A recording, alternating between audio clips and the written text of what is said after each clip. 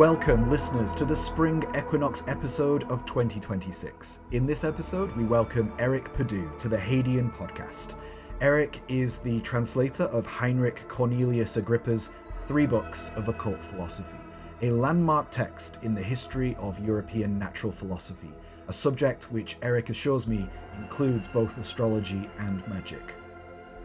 Woven together from a panoply of contemporary, medieval, Arabic and Hellenic sources, Agrippa produced a masterpiece of Renaissance philosophy, much maligned by centres of learning in the centuries since its first publication as superstition and debased necromancy. It is only in the modern era where we find Agrippa finally being understood and appreciated for the sheer genius of his contribution to the study and practice of the European tradition of philosophy.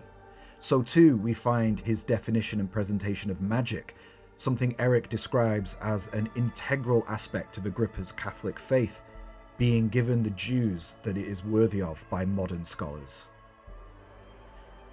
If you enjoy this sort of conversation on the arts of the occult and esoteric, then please like, share and subscribe to our channel. We are always very grateful for every little thing that you can do to help us grow and reach a wider audience. I am your host, Matt Hadfield, and I am honoured to present Eric Purdue to the Hadean Podcast. Eric, welcome to the podcast. I'm so pleased to have you on. Thanks for having me. So for our audience that might not be familiar with you, can you give us a brief introduction to yourself and your work? My name is Eric Purdue. I am, I guess my original thing is I've been a Santero Lucami priest for 25, almost 26 years. Been practicing for 36 years. And I've been an astrologer for about 20 years and traditional like pre-modern astrology. And then one of the reasons why you're having me here today is because I translated Agrippa's 3 Books of Occult Philosophy from Latin. And that is doing really well. And I'm very happy with that. And that's the nutshell, but I can expand if you want me to. No, that's fine. That's fine. But I do always love to ask my guests specifically about their first experience with magic. So how did you first encounter it? I think the first notable, I was curious. I've been curious my entire life. And I think like a lot of people was sort of desperate to have a religious experience. But when I met my teacher in Lucami, I'm going to say Lucami. It's everyone knows it as Santeria, but we don't really call it that very much. When I started going into some of those ceremonies, that's when pretty much all hell proverbial hell broke loose. But yeah, I mean, like the first things I think I saw were we don't call them that, but they were seances, and the divination that they have in Lucami was just extremely profound, and they were telling me things that I never told anybody. I was seeing possessions at a pretty, I mean, I think I started practicing, I think when I was like barely 19, and I mean, seeing possessions. And then having those people possessed telling me things that no one else knew was pretty compelling. But yeah, I mean, the first divination I got, it was with cowrie shells, and my teacher told me things that were secret. And that was so engaging and so meaningful to you that you've never looked back. Oh, never look back. I mean, I had so much proof right off the bat. I mean, one of the early readings I got, I remember he told me I was going to get evicted, which didn't make sense to me because I was paying rent, and I had a job. I was paying rent, and I'm like, well, how can I get evicted? And he goes, that's what it says here. You're going to get evicted, and I swear it worked out this way. I left his house, walked over to my house, and there were two guys standing out front. And they said, "Are you Eric?" And I said, "Yes." And they said, "We just bought the building. When can you leave?" That's how fast Right. it was. And yeah, they wanted me to leave immediately, but I talked him into a couple weeks. Um, but yeah, I mean, it was that concrete.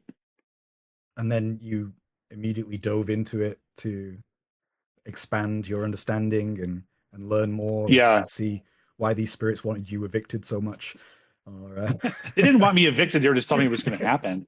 Um, no, I mean, yeah, I just remember my thought being, very early on was I just want whatever this guy has. Hmm. And he was an unusual teacher because he, um, in the Century community, there aren't a lot of people who are also knowledgeable in Western esotericism. There are a few people out there, but not many. And he was one of the few people. And he was the one who introduced me to Agrippa and Picatrix. He knew about Picatrix in the 90s, which is crazy.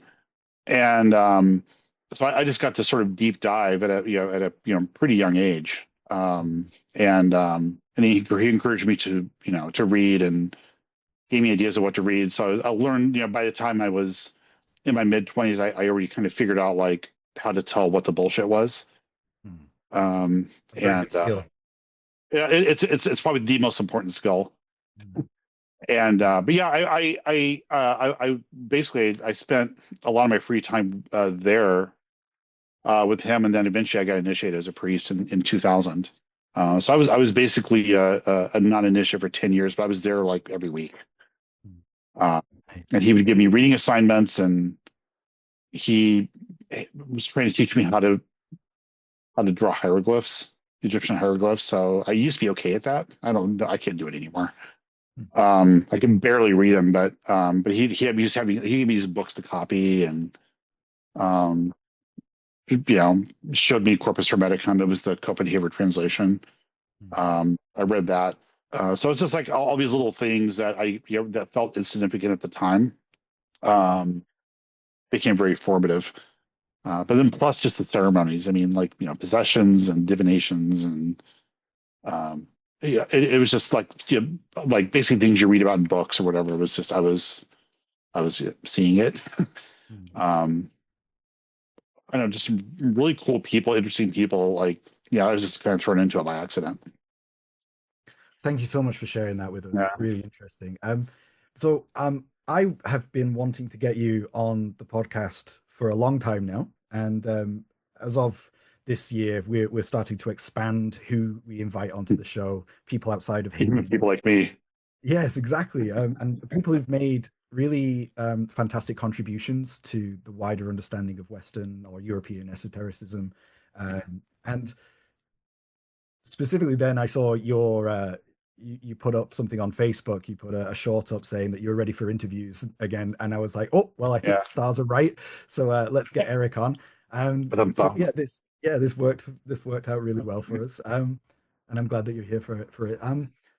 So we're here today to talk about your translation of Agrippa's three books of occult philosophy, and Mhm. I've read through this many times. I read the original Tyson. I say original. I read the Tyson version back in the mid 2000s, Mhm. and that was very difficult for me to process. I think we talked about this earlier. I mean, and I didn't have any context for what I was reading, so it was difficult for me to understand it. I didn't have any of my knowledge of like Aristotelian philosophy or like medieval studies or anything. So it was very difficult for me to really grasp what I was reading.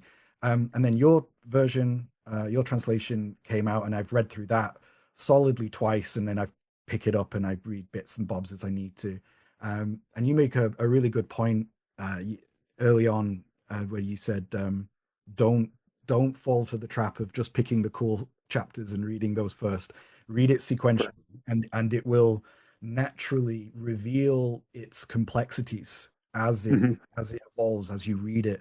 And that's where the depth of the text comes from, because if you start reading it from later on, reading random chapters, you don't have any of the core conceptual ideas that produce the dynamics, which is what Agrippa is really dealing with. um Right. He was very organized. Exactly. Incredibly Yeah. on a genius level, I think. I think we Yes. could definitely Yes. say that. Um, so I think it's really fair to say that Tyson did a great job at the time, but it's your translation which is by far the superior. It took a decade for you to complete the work, and I'd Mhm. really love to hear more about that process. But first, who was Heinrich Cornelius Agrippa? So yeah, he lived in the what was he born in 14? Running a blank on his birth date. He died just after three books was published in 1535 ish. They don't know the exact year. I think he was born in 1470 something. Sounds about right. I have his birth chart, um, but I don't trust it.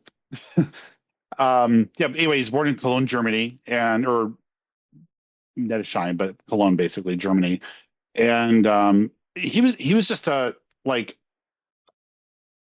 I don't know, like an educated genius, a Latin nerd.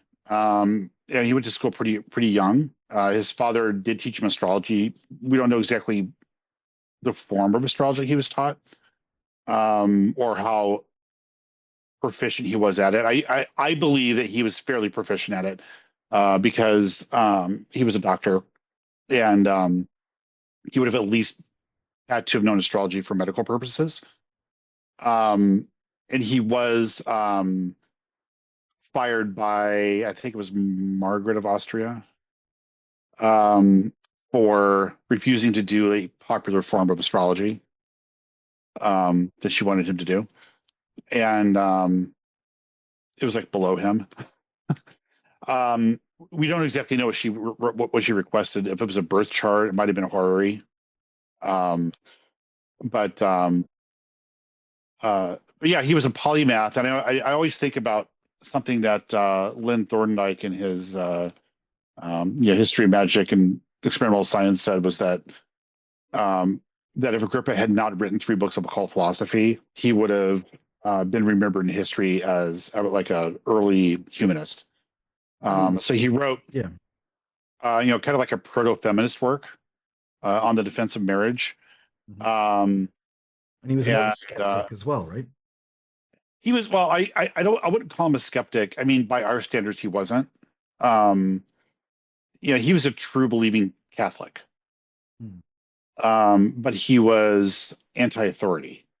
mm, His issue is authority, I see. and that's why he got in trouble so much. Um, and Yeah, so he wrote a kind of a proto-feminist work. His other famous work was on the vanity of the sciences, and that was sort of like a criticism of human learning in general. So there's like little chapters on different areas of human learning. And he basically goes down the list and says, okay, this is why this is flawed. And the moral of the story was that, is that it's all flawed, in light of the knowledge of God. That's the most perfect, knowledge. Um, and some of those chapters are what were excerpted in the JF version of three books, which I think was also from one of the complete works that JF used. So it wasn't really his invention, Mm. but that's why people believe that he, um, basically rejected magic. But it's from this like kind of like almost like a satirical work. Could you Hmm? quickly elaborate on who JF is? We don't know exactly. So it's either John French or James Freak. I think John French is if I remember correctly, is the prevailing theory, who was an alchemist. But I'm skeptical because the astrology is terribly translated. So Mm, I'm skeptical of the whole thing because he translated um, a lot of the other sections of the book pretty well. I mean, it's dated, but it's pretty well. But the astrology was butchered. mm. So I'm not really sure if he knew the astrology. Perhaps deliberately so, or out of ignorance. Well, we can't know, but it Mm, feels like it's ignorance. I mean, I don't see like the one I always point out is perfections was translated as perfection.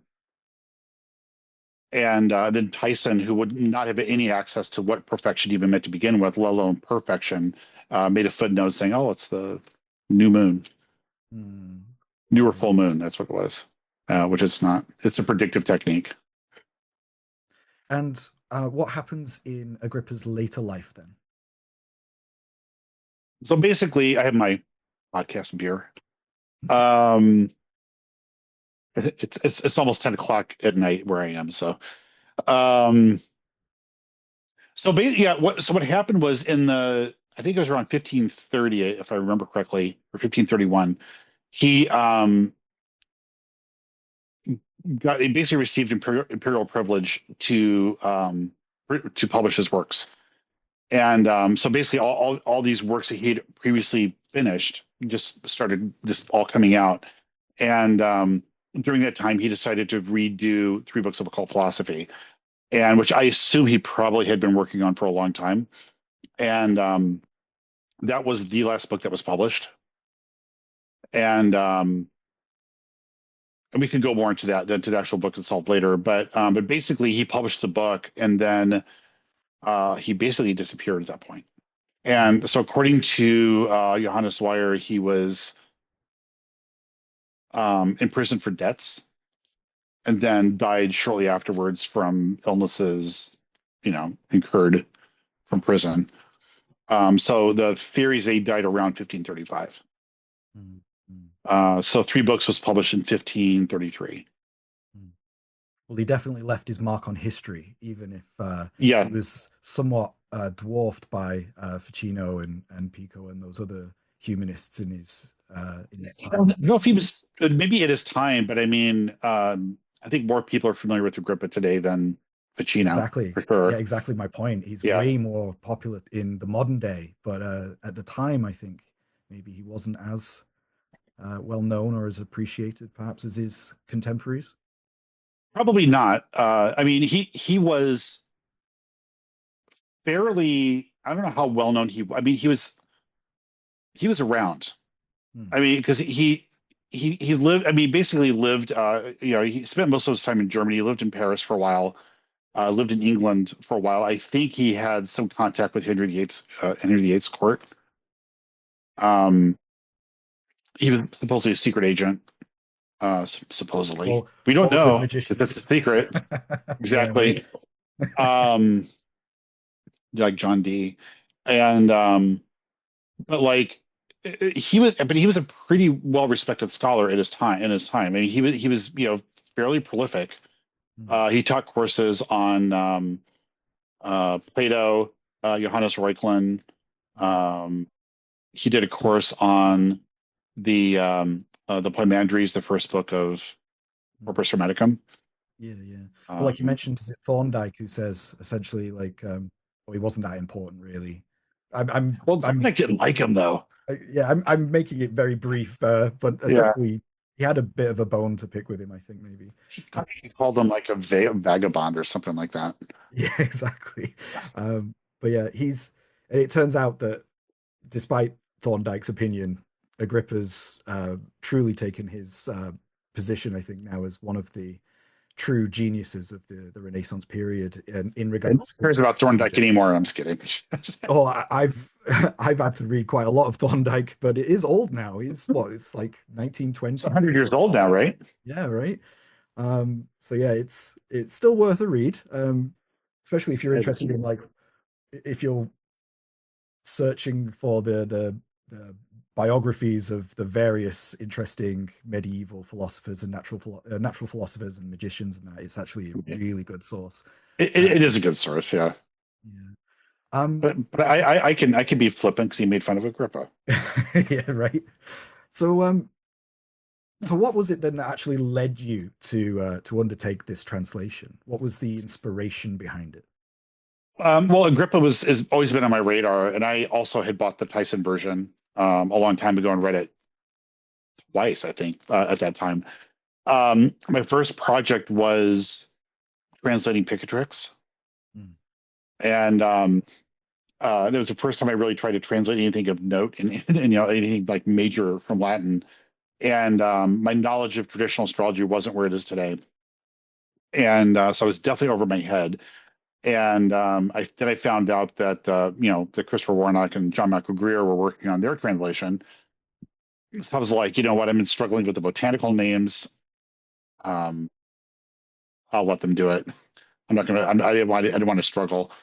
And So I was thinking for a while of different books to translate, and then I was aware that there were some translation issues with three books, and um, so I initially just started it as an experiment. So I decided to try the first five chapters,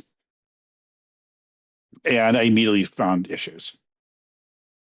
And and as I was translating, I realized, oh, wait a second, the actual sources haven't really been noted by Tyson.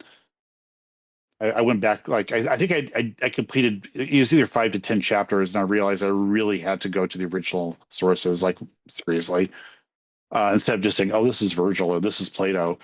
Mhm. Um, and Yes, I've written his because it's more than simply just a translation of Agrippa.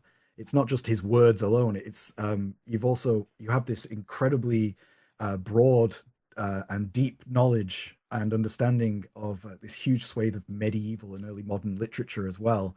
So right, and everything was available to him back then, yeah, was yeah. pretty much So used. your translation not only presents Agrippa's work well, but it also cites his sources. Yeah, and in some cases, um, I mean, well, first of all, there was this myth that Agrippa had access to these like secret books that had been lost, that are now lost. And the truth of the matter is that almost all of the books can be found on like Google Books now. Um, so they really aren't that hard to find. Out of roughly 200 sources, there was like maybe five that I couldn't find. I know what they are from the critical edition, but I couldn't actually get a copy of them at the time, and could be different now. But yeah, so uh, so in some cases I was able, like thanks to Google Books, they actually have some of the same editions that Agrippa would have had access to. There's some of the same printings. So I was able, so it was interesting to be able to see like the same printing of the book he would have had access to. So that was kind of fun. And in a few cases, I saw there were a couple of typos um, that were literally due to his source, like there being like a typographical error in his source. One of them, the one that always sticks out in my mind was in the JF translation. It mentions that these things can be found in the book of Pluto, Ah, it's and Plato. it's Plato. Yeah. And the reason why it says Pluto is because in the in Agrippa's source, the Agrippa wrote Pluto too, but in Agrippa's source, it's like a little funny A, like it's like a little blurry A, and Oh, so it came out as Pluto. right. And so how did you feel when you were like in the midst of this? Does it become addictive going through Yeah, this process? How did you yeah, feel? it's really addictive. It's I mean, it sounds kind of, I don't know, maybe it sounds a little stereotypical. I don't know, but like it felt. There were sometimes I felt kind of emotional as I was translating it, because it's a very strange feeling interpreting someone else's words like that. It didn't happen to me all the time, but there were a few times, especially when he was getting kind of personal, because he gets personal a couple of times in there. Um, where he just kind of, I don't know, you just sort of like you can sort of like sense the his emotion going through it a little bit. Mm. Well, Um, something I asked Mark Hewitt, my previous guest, was, and he wasn't doing a translation, but he was his work, especially dangerous, follows this collection of objects from the Snow Sills collection in mhm, Boscastle in the UK, in the Museum of Witchcraft.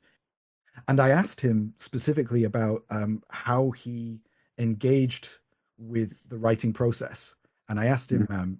did he work with the shades of the dead who were associated with these objects in any way? And So I think a good question to ask you is, at any point, did you ever like do a pilgrimage to the resting place of uh, I Agrippa, wish.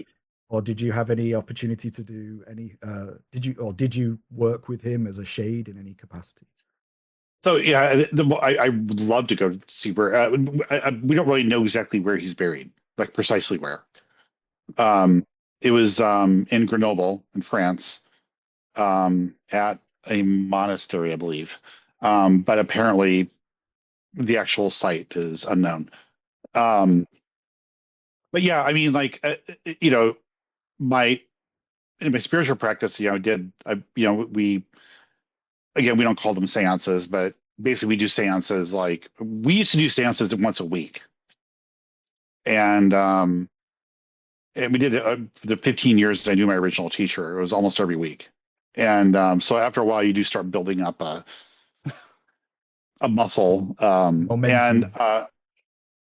momentum. Actually, I do think of it as almost like a muscle because it's like because to me the point of doing any kind of a spiritual practice is to be able to do this kind of like without quite as much effort as when you started. And so there were definitely a lot of moments when I was doing this where it did kind of feel like that. I don't. It sounds like a stereo, like a. I don't know. It sounds funny saying it, but it did feel like that he was there, or like there was like something kind of going through me. Maybe it wasn't him, but um, at one point when I was doing this, I realized that there was like it was like near the. I think it was like the same age that he was when he was revising it. I think it Mm. was something like that. But I remember there being like a correlation with like the age. Um, and I remember I was doing it as I was translating. I'm like, wait a minute, he was doing the same thing at the same age, and I don't know. It just like things that I went through my brain, but it did become addictive, and it's actually it was addictive in a way that I've not been able to repeat as easily Mm. with other things. So it's a very special book for some reason. It's just fascinating, when you dig into these historical figures and you start to work with them on such an intimate level when you're doing something Right. as intimate as a decade-long translation of their work. You do, you know, I can't speak from that experience myself, but I'm sure you understand it way more. There must have been moments where you felt his presence was coming close to you as you were writing. Very strange. Is very Mm. strange, and it's like and I really credit like my experience with spiritism, where it's just kind of like um because that does happen. I mean, it happens to me now. I mean, I will get like messages like on the fly more than I used, more than when I was like younger. And that was kind of one of those times when I was doing the book. And I wouldn't say that he was telling me what to translate, but it was like you could it just like you could feel the heat of something there. Mm. I could feel in the back of my neck. Yeah. It was a very, very interesting experience. So so let's start with some kind of historical context then. So what was the cultural zeitgeist that Agrippa was embedded within? Okay, so we're talking about essentially was a late 15th century, early 16th century. Um, so he he was essentially like an academic at the time. And the irony, I mean, people think of the occult as as magic circles on the floor, black robes, and arcane ceremonies, all this kind of a thing. Um, but the occult, while yes, it does mean hidden, a lot of people just say that it means like, okay, this is talking about knowledge. It has to be hidden from human eyes and all this kind of stuff. It has to be secret. But really, what he's talking about is the study of the hidden causes of things. It's basically natural philosophy, which Mm. includes magic and astrology. And at the time, I mean, he was basically a Latin nerd. Um, an academic at the time. He was familiar with everything that people who went to university were familiar with at the time. But he did have a special interest in magic, Mm. and which is, of course, you could not be very public about that. And he famously had his group of friends, the little secret group that he was part of. Um, I don't think he started it. Somebody wrote a blog post about it. I can't remember who it was. Um, thinks that he actually joined it, but then they sort of, I guess, respected his knowledge, even though he was younger, and that he vetted people, new people. But a lot of three books, I think, came from notes that they were trading back and forth and texts back and forth. Um, it, because based on like certain things like Picatrix is so piecemeal, is quoted so piecemeal, I don't think he had a copy of the book. To quote from him, I think he was using notes. But basically, yeah, he had this little sort of secret group. And I've learned recently that that was in Paris, but I think he also had it was in other places as well, like in Germany too. And he just acquired a lot of texts, a lot of notes probably, and actual books.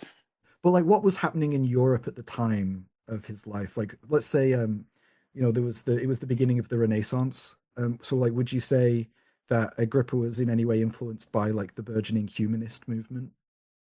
Oh, absolutely, he was a proto-humanist, as I mentioned earlier too. Um, yeah, I mean, so this was just slightly after Ficino's translations, heavily influenced by Ficino. Um,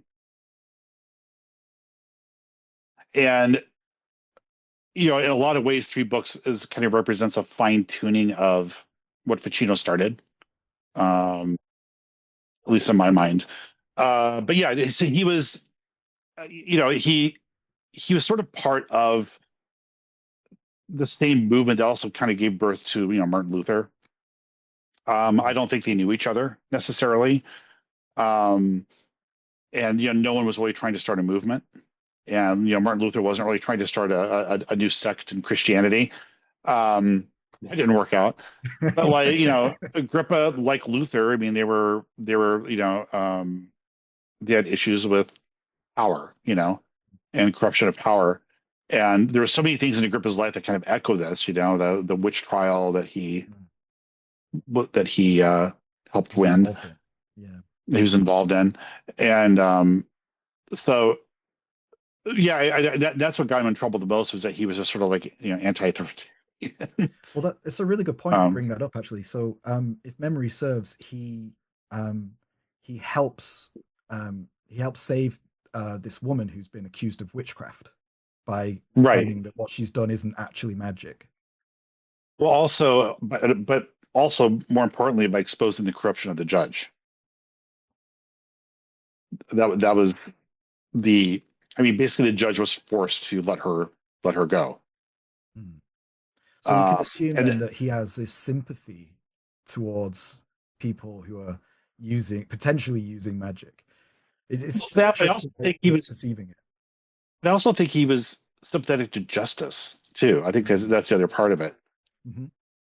Like he has that like throwaway comment in one of the opening letters that, he said that people, um, basically, people like, say witches have all the, magicians and witches have all these powers. He goes, unless you believe that like some decrepit old woman is, powerful. Bit of a backhanded compliment there, but um, yeah, but I think it was kind of like a justice more than anything, like a sense of Mm-hmm. justice. Yeah. Um, I mean, it's, of course we don't know this, but it's almost like we'd almost call him like neurodivergent today. Because it's kind of like he repeatedly was like that guy that we all know, that was right. I mean, he actually, his moral compass was absolutely on the right side of things, but he didn't know how to shut up about it. I was going to say, which is probably why he got landed himself in a bit of trouble at the end of his life, That's right? precisely why. Yeah. That's precisely why. It's just like the defense of women, the book that he wrote. And it's like, well, but of course this is, look, this it is affected by the Bible. What's your problem, Mhm. Go Inquisition. Which is why I bring up the humanist angle as well, because he definitely, like as you say, he has this very distinct sense of justice, um, which he stands by resolutely. I just think Yeah. it's really interesting that he chooses to defend this woman specifically in a trial against witchcraft, when very few other people would ever have the guts to do something like that, you know. And he Right. stands up and he does it really well as well. Like you said, he convinces the judge that it's a necessity that she's innocent and he has to let her go free. And you think a lot of people might just default to being, oh yeah, she's definitely a witch, you know. It's He's probably just because naive this. too. I almost get this feeling of him being kind of naive at the same time. Where he's just like, but it's the truth. What's the problem? It's a You very know? good way to be naive, I think. But Sure. um, Yeah. I mean, there's definitely worse traits to have. I yeah, yeah. agree. Um, But it's just really interesting. It's like, like I said, we all know these people, right? Like someone like this, where they just continually like, what they're saying is absolutely correct, but then no one wants to listen to them, because it's like, just shut up. It's like, but yeah, so um, again, big cheerleader for you. I'd really like to praise you for the translation that you've done for this book, thank you. specifically because I think a lot of people might be like passingly familiar with Agrippa and his writings. They might know the name, they might know that he's a big deal, but they might never have actually sat down to read him. They might have, found him through other various sources that, especially in like Books of Magic where they quote Agrippa, but it's always out of context. You don't have the full fleshed out understanding of what's going on. Um, Right.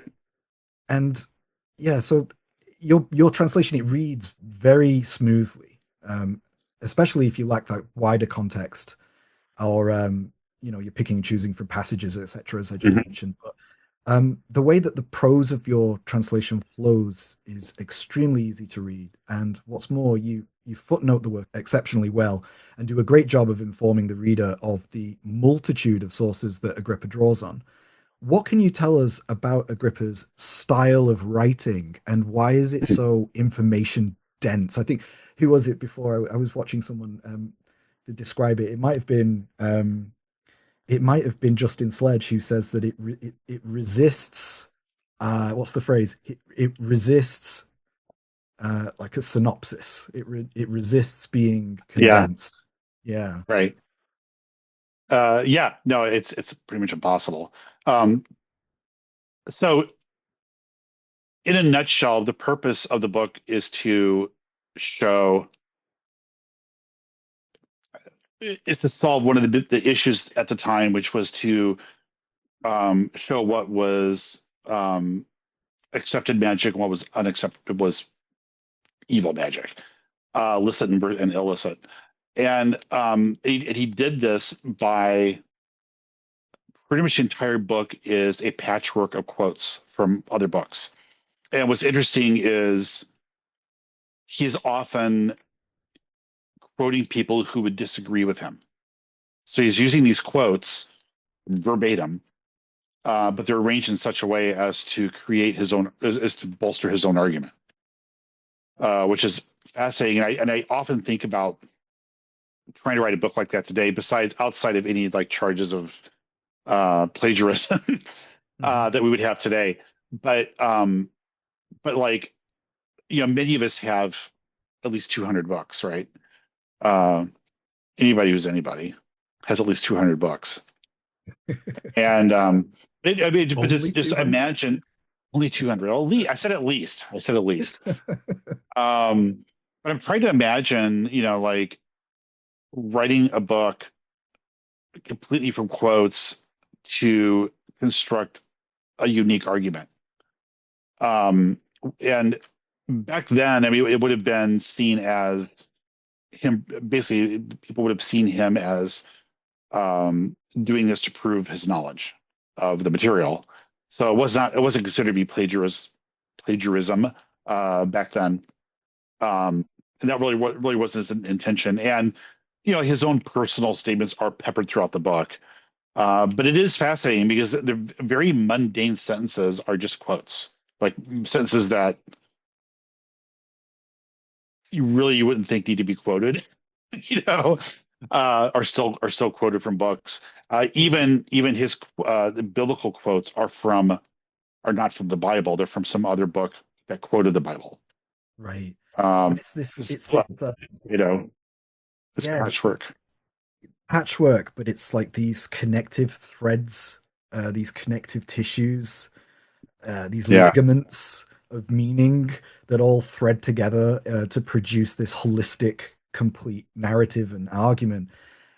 Like you said, and it reads smoothly. it reads really smooth. And the thing is, it's Um, like you just said, like if I sat down to say, okay, well, I'm going to make a brief 500-word essay, a very brief essay on X subject, but all I can do is quote from other sources to complete that. That is a monumental ask. I couldn't do that. he did it in his mid-20s. Right, exactly. He was really young. He Yeah, was so young.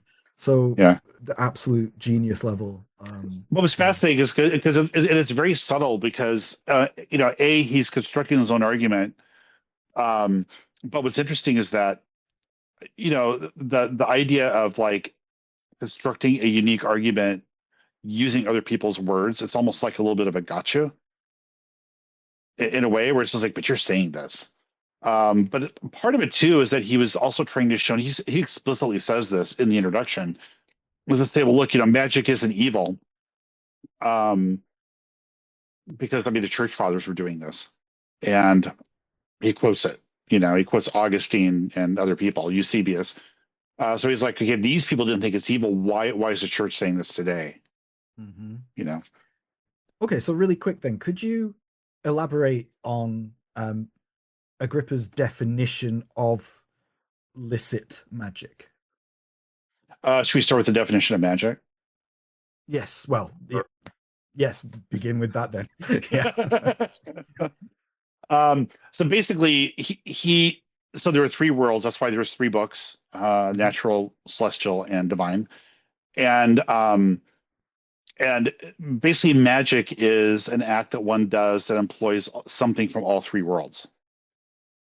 And the one that's the murkiest, I think, to people is the celestial world because astrology is obviously celestial, Complex. um, and complex.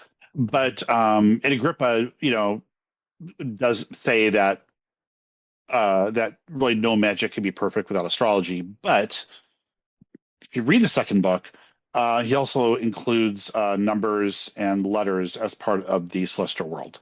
And Mm. so this is where I think, like, I think that if you're, um, because I also try to think of these things as like, okay, what if you take these concepts and you take it outside of his culture? Um, let's say like, my background was, Afro-Cuban, um, which, so anyway, so like, does that work? Does that definition work? And and I would argue, yes, I think it does. I don't like to universalize things that much.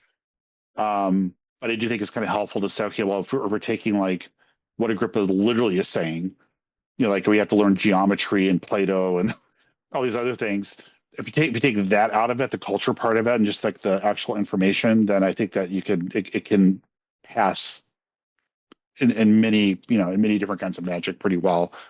Um, there's exceptions, um, but anyway, so in a nutshell, magic has to employ all three of those things, which I think is kind of an important distinction because, like for instance, I don't know, like let's say the difference between using like if you take like let's say spirit out of a ceremony, it's no longer a ceremony. It could be theater. You might call it theater or something like that, which is a valid thing to do. Like theater is valid, but it isn't necessarily magic. Um, so I just think it's kind of important magic. I think it's a more useful definition um, than the infamous Crowley one. Um, because I like the idea of like, okay, well, you're essentially employing spirit and something to do with numbers or letters or symbols or something like that, because that's all celestial, and nature. And it's So the union of all those three it's the things union of all those together things. Yeah. which produces magic. Yeah. But it Right. ultimately emanates from a singular monad, a god, It has to it effectively. has to emanate from God. And then the activating force is the magician. So, and the analogy that often tell people, I do a lot of food analogies because I like food. And so it's like, if you're, let's say you're making a dish from a recipe book, a recipe book is like a grimoire, or just a method. And that by itself is nothing. Like the grimoire is not magic. Um, so you have all your ingredients. The ingredients are the natural world, right? You have your grimoire, you have the method that you need to employ. Um, and then ultimately, I guess maybe I'm not putting God in this, but we'll pretend God's involved. And but ultimately, it's the union of like um, the expertise of the chef and the ingredients that you have, um, with the chef's like natural talent that makes the dish, right? And so that, because otherwise the magic's not going to happen if the magician isn't there. Mhm. Um, and anyway, so that's the basic definition. And so then the difference between licit and illicit magic. Yes. So pretty much everybody agrees on the ingredients needed for it to be magic. Pacino pretty much agrees with that. Trithemius pretty much agrees with that. Um, the issue is that Pacino essentially believes that the diamonds are just kind of like, that's a little naughty. But if you're employing nature, then that's totally fine, which is why astrological magic is okay, because that's nature basically. And Pacino officially agrees with this. Maybe not unofficially, um, but Agrippa is like, okay, well, this is kind of ridiculous because we obviously are using spirits and diamonds and things like that in magic, including nature. So what makes it licit in his mind is as long as you're keeping God in the equation. Mm. So as long as God's involved, then you're fine. And he explicitly says a few times in the book um, that anybody who only relegates magic to diamonds and nature are going to be misled and deceived. So God has to be involved somehow, which is a little bit of an academic distinction, I think, in some ways. Um, but he was, like I said, he was a true believing Catholic, I think. So something I think people are often far too unaware of is that when we read the source texts of, say, like philosophy and theology throughout history, it's always the case that the author has an agenda, and this kind of goes back to what we were just talking about, like what's personal Agrippa's personal definitions of licit and illicit magic. Um, so it's always the case that the author has some kind of like path that they're some direction that they're aiming their material towards. They have an agenda, or that they're writing from within a very specific hermeneutical conceptualization of the world. Maybe they have an axe to grind, or that they have a specific bias or a polemic that they're promoting. I have so much to talk about on this one specific subject when it comes to Agrippa. But let's start with your understanding. So, given that the practice of magic in the 16th century could have landed you in serious hot water, or even death at the hands of the Inquisition, Mm-hmm. what were Agrippa's motivations in writing his texts, and specifically, what was his agenda? Well, I think that he was a bit. To repeat what I said earlier, is that I think he was a bit naive. I think that is part of it, and he did get in trouble. Like I think he was reported to the authorities, if not the Inquisition, I think 3 or 4 times. Not well, he was reported for 3 books of occult philosophy at the very end, but in none of these cases he actually stood trial, or it was all behind his back. Um, but his but I think in a nutshell, I think he was just very naive. I think that he was in a search for the truth, and he thought that this was a path to the truth. And why wouldn't people want to read this? Um, but his part of his agenda was just that he felt that um, just to simply say that magic is evil or astrology is evil is ridiculous because, especially in the 16th century, because magic and astrology are just part of the world, accepted part of the world. I would argue it still is, but it's an accepted part of the world at the time. And the church had no problem with astrology being used for medicine. And then of course people can argue how much of what the church does is magic, right? That old argument. And so he's like, okay, but if you read all these old texts, it's everywhere. It's in the classical texts that we have, that we are now accepting as part of our academic curriculum. The church fathers accepted it as something that was real. So obviously it's not all bad. And so he was trying to like basically write this construct to show that, look, this is just part of the world, and not necessarily just like conjuring demons for yucks.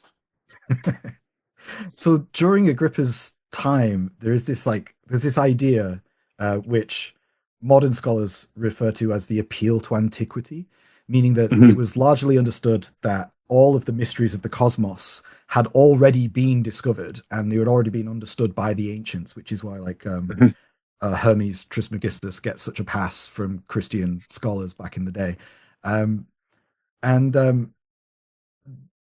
That it was the responsibility of the learned to essentially rediscover them or uncover them from ancient sources.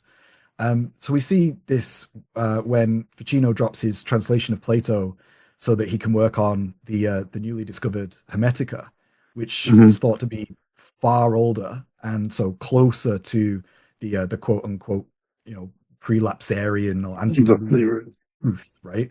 Right.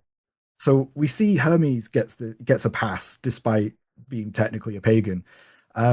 But is it? Yeah, but I think didn't like Moses learn from him, or didn't he learn from Moses as one of the two? Yes, I think Agrippa. Sorry, not Agrippa. I think it's Hermes Trismegistus teaches Moses. I think. Right. That's right. But I might. Yeah, I think that's what it was too. Exactly.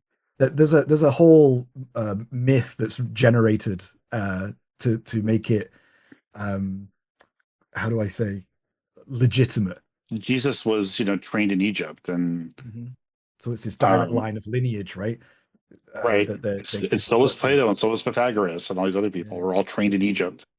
So is it fair to say then that Agrippa's proposed definition and application of magic was equally influenced by the same appeal to antiquity?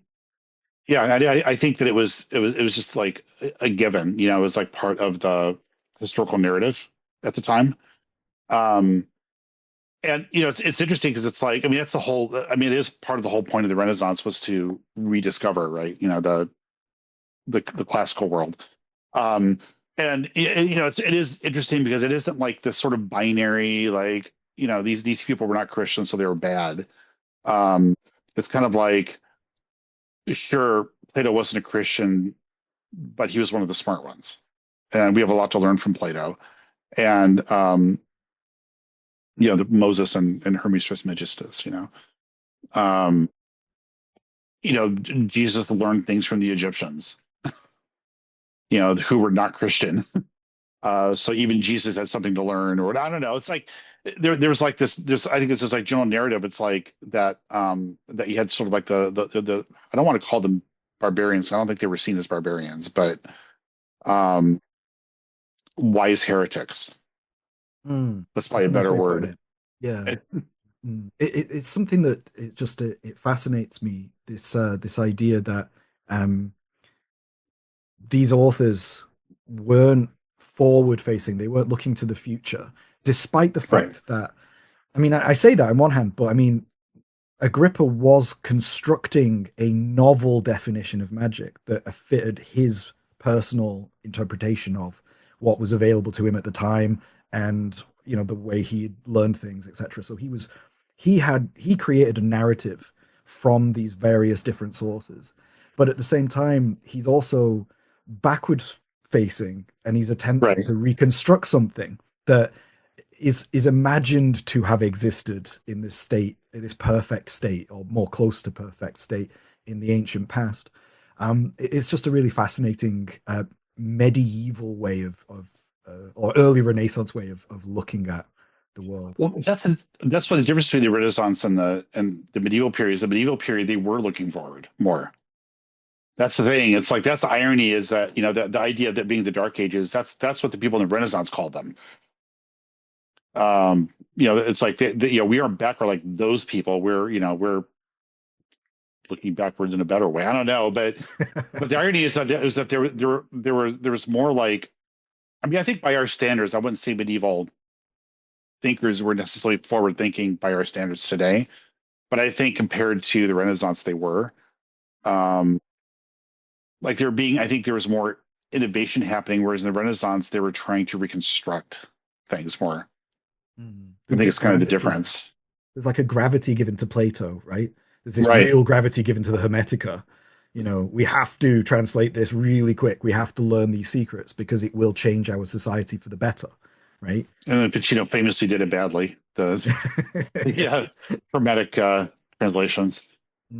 Yeah, and I should add as well is that those translations that he had access to turned out that they're not actually any more ancient than Plato. They're actually much younger, right? That's why They're younger than Plato for sure.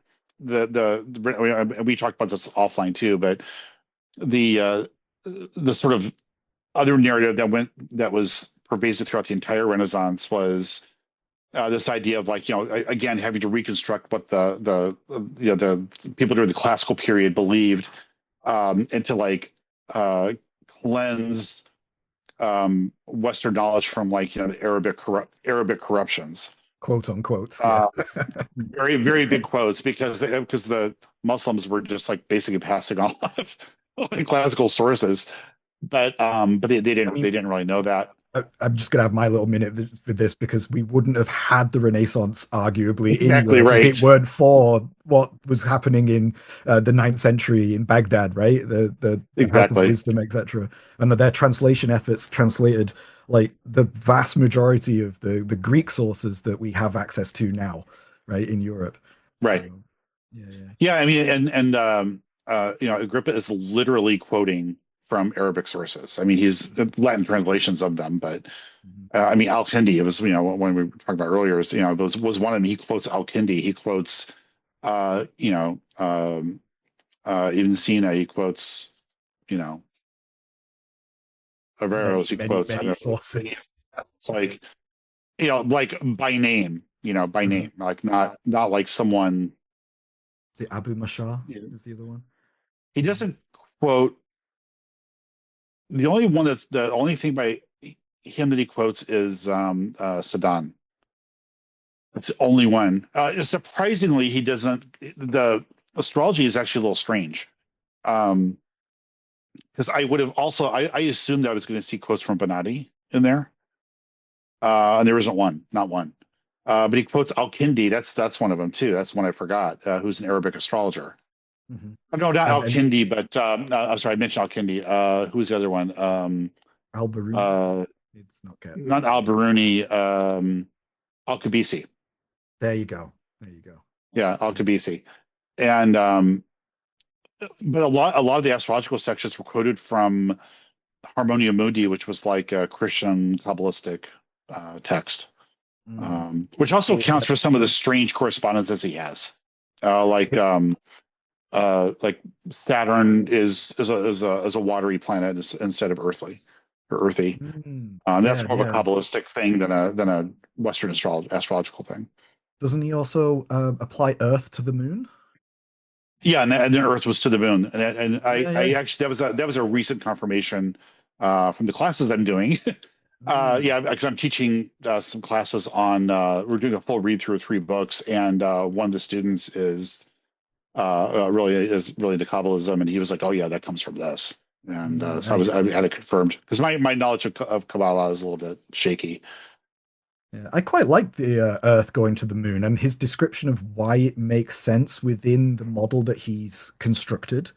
Sure. in the argument makes a lot of sense. But it's, normally we would assume water and, it being cancer, being connected to the sign of Cancer is like the general quote unquote correspondence that we would give. But Agrippa very specifically gives it to Earth, and it's like, oh, this is actually quite interesting. And yeah, Right. the rationale behind it, it allows you to like sort of conceptualize of these correspondences in a much more interesting and fluid way. And So I think the a lot of metals too are people. different in But some cases. I think he gives iron. Yeah, he gives iron to Saturn too. when it would normally go to Mars, right? So Exactly.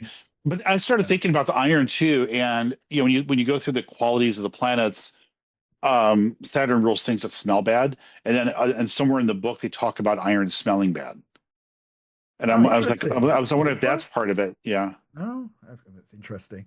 But I think this is my opinion, one of the biggest mistakes that I think a lot of people have made post Agrippa is that they take him literally verbatim as the truth instead of being like we've said, a patchwork, a plurality, a multivalent approach from many different sources. Well, he's a bit more than just a guy, but at the same time, we have alternatives, and I think that's really important. There's different modes and different modalities of approach, and that correspondences aren't these things that are like etched in stone, but there's a lot more going on. And I think having a good understanding of Agrippa, having read Agrippa multiple times now, it allows me to sort of to understand the context of these correspondences in place in history, and we can see them then evolve through various other manuscripts and the application and the use of astrology in how they're applied, etc. So it's just a really fun subject. It's interesting we're doing multiple read throughs because I personally am um I'm a slow reader, and I also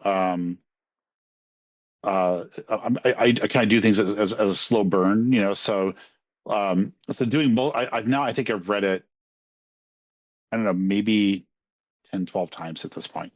Yeah. And I used to say seven, but I realized I did a lot of drafts of it. So and now I'm doing the classes. And but every single time I read it, there's something in there either I forgot about, or I just read, or this makes sense to me for the first time. Mhm. Even though I translated it and I was doing a deep read, obviously, as I was translating it. But a lot of things, just like, you're translating the words sometimes, and it just doesn't really like go through you so much. And then That later and on, it'll make sense. It's that really and interesting. your knowledge is ever expanding as you read other sources, and Exactly. when you come back to it, you're like, now it makes sense. Yeah. That's my experience of it as well, reading a lot That was the of thing other actually about the correspondent, that I just remember I even did a lecture at the British Genii Symposium, and it was about the correspondences, and I'm like, "Wait, Agrippa's just wrong. I don't know why he said this." That's kind of my attitude about it at the time. Mm. And it was like, a couple of years ago, I'm like, is this Kabbalistic? There you go. Like, it would just seem like it'd be a strange error, because, like, no astrologer says that. Mm. Like, no Western astrologer will say that Saturn is watery, and, the moon is earthy. Um, so, like, why would he make that mistake? I mean, it just didn't make sense to me. And I just clicked, it just dawned on me one day. I was like, I bet it's Kabbalistic. Well, this is a really good point to bring up right now, is that I think a lot of people don't understand that Agrippa's work is syncretic. Like, that's Mhm. probably one of the best words that we could use. We haven't used it yet, but it is drawn from so many different sources, and it is a masterful work woven together in a very syncretic form. So to think that it is, as I've said already, I think that it's a monolith, and it stands Right. as part of a singular tradition that has been passed down to Agrippa somehow, that he's just written down, is not the it's not the correct way of reading Agrippa or approaching No, and Agrippa. he's really choosing carefully what he's Mm, quoting from too. This isn't like some kind of random. He could have, like, with the astrological sections, he could have easily just quoted. He could have just quoted Bonatti. I mean, Bonatti was really available. mm. Um, But he made and a he was point kind of he specifically made a not to. choice to. That's my Right. point. Yeah, that's my point. Yeah. He's very much he's he's steering this ship as he's leading you through chapter by chapter, and he's very much creating this narrative of his this definition of what magic is to him. Um, and yeah, and it really does stand the test of time. Even today, we go back, we look at it now, and it's such a vibrant and passionately written text. So anyway, I'll stop gushing about that specific point right now, but I And do the really only want. flaw in the text is I could do without all the Pliny the Elder Oh, and the horror polo. don't diss Pliny.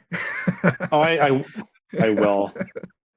I Because some will. of his conclusions are absolutely nuts. I know they are not. Well, the other the little Trojan horse also was horror polo. A lot of people aren't familiar with him. Um, horror polo was late classical writer who attempted to translate Egyptian hieroglyphics. And by that time, their hieroglyphics were basically had been forgotten. And so he was doing it just a pure representational approach to it.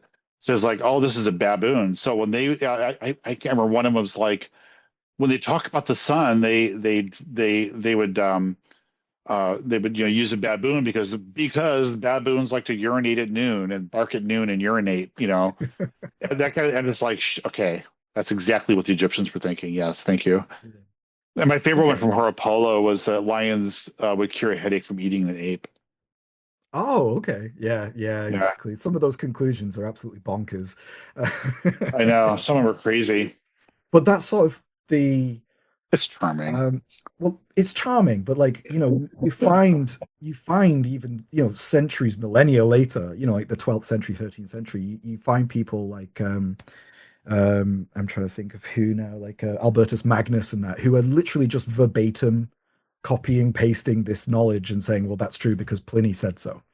Exactly. Right? Yeah. And they're not like looking to experiment, but I mean, you do find that they actually are doing some experimentation, and they are doing actually some actual natural science, which is really interesting, and you do see that evolution happening. But for the large part, it is this appeal to antiquity. Pliny said it, so it's true. Don't question, right? Well, what I think is Um, notable too is him using, or quoting, verse like mhm, Virgil, mhm. Oh, as part of the argument, which mm, no one would do this today. mm, Like phenomenal. magic works because of this poem. Yeah. Right? Right? It's really cool.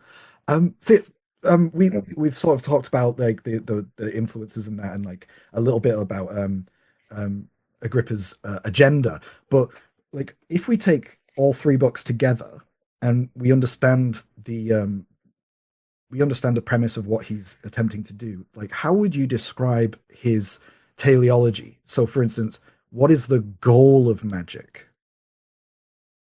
Um, so basically, it is a way of cleansing. Well, I think the way he would look at it, it's a way of cleansing the soul in such a way as to be able to access God. So, like, basically, it's the ascent of the soul through, the spheres to reach Mm. God. Um, But isn't that a mystical tradition? Isn't that the yes, definition of what mysticism is? I mean that's a definition. I mean, there's a lot of reasons to do magic. It's like, I don't know, but it's definitely a very emanationist approach. Yeah. So his Uh, his his goal being one of, like, you could argue, I think, that he was very influenced by the Kabbalistic thinking of the day. as the Christian Kabbalism, yes, Could you elaborate yeah. further on that? Well, yeah, because so he was heavily influenced by Johannes Reuchlin, who was a Christian Kabbalist, and I do question really what Agrippa knew when it comes to Hebrew, because it's very spotty, and I don't read Hebrew, but even as I was like transcribing things, there were so many discrepancies that I was finding. But even when he was quoting Reuchlin, the Hebrew was changed, and I don't know why he did this.